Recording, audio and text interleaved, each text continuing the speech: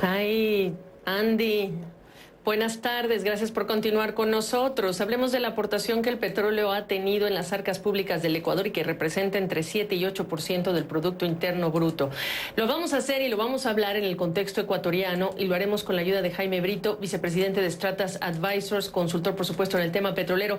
Jaime, ¿cómo estás? Déjame primero preguntarte para entender, ¿Ecuador es un país petrolero o es un país con petróleo? Y es importante la diferencia para iniciar el análisis. Así es, Gaby, ¿cómo estás? Gracias por invitarme. Buenas tardes, un placer saludar al auditorio. Es definitivamente un país que ha sido bendecido con petróleo. Es equivalente a otros países en América Latina que tiene reservas y que tienen una aportación importante a las arcas públicas y a las finanzas, pero definitivamente no es un país petrolero desde el punto de vista que entenderíamos a alguien como Arabia Saudita, Rusia o los Estados Unidos. Ok, ¿qué tipo de crudo sale del Ecuador? ¿Cómo se cotiza y quiénes son sus clientes? Mira, básicamente son dos grandes corrientes, Oriente y otra se llama NAPO. Dentro del menú internacional de los grados de petróleo están en la parte más pesada, es el crudo más pesado que únicamente pueden procesar refinadores demasiado sofisticados. La mayoría de ellos están en los Estados Unidos o en China.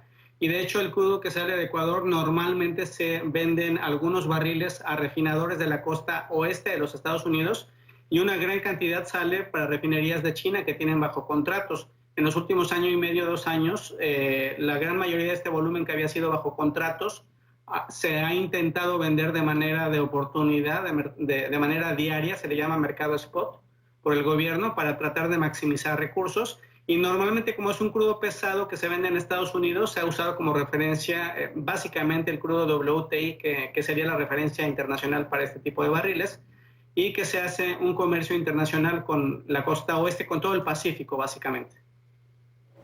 ¿Con quién compite el crudo ecuatoriano en el mundo? Y por cierto, ¿en dónde están los yacimientos en el caso de Ecuador?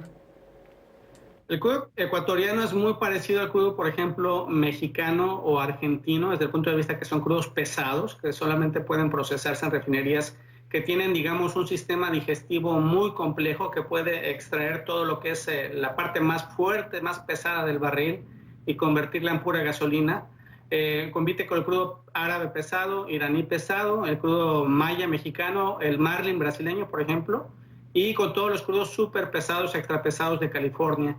Y normalmente toda la gran producción que ha tenido Ecuador históricamente ha sido muy pegada hacia las fronteras, digamos, internamente en la Amazonia, lo que es la frontera con el Perú y con Colombia. Ahí hay una gran cantidad de bloques que históricamente es lo que le han dado la riqueza petrolera al Ecuador, aunque también hay alguna producción pequeña hacia la cuenca en el mar, hacia el Pacífico, hacia aguas externas, pero realmente la gran fortaleza está internamente, que es en donde desgraciadamente ha habido algunos incidentes ecológicos que han tenido repercusión incluso con el discurso político que ha venido en los últimos meses, porque a lo largo de los años ha habido algunos derrames petroleros que han afectado severamente la selva del Ecuador.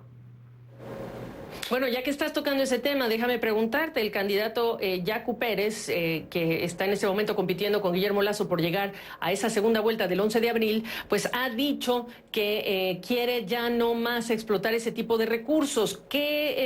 Sus declaraciones, ¿cómo juegan en el análisis del mercado petrolero y de Ecuador como país petrolero entre ustedes? Me parece que el candidato tiene una bandera de reclamos, de frustraciones históricas muy legítimas a lo largo desde los principios de los 90. Hay grandes temas que tienen que ver con el impacto del medio ambiente que ha tenido la producción petrolera dentro de ciertas regiones del Ecuador que han afectado de manera severa, y sobre todo del último año para acá, donde hubo unos desplazamientos telúricos que impactaron la operación de ductos y que contaminaron una buena parte de la selva.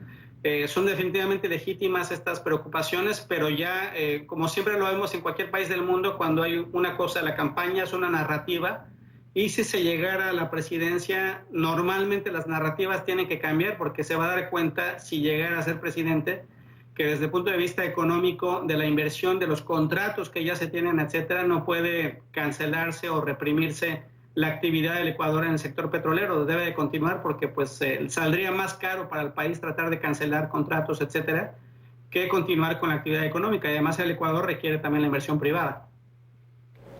Bueno, para cerrar lo más breve que puedas, ¿qué tan exitoso ha sido el Ecuador atrayendo inversión a ese sector?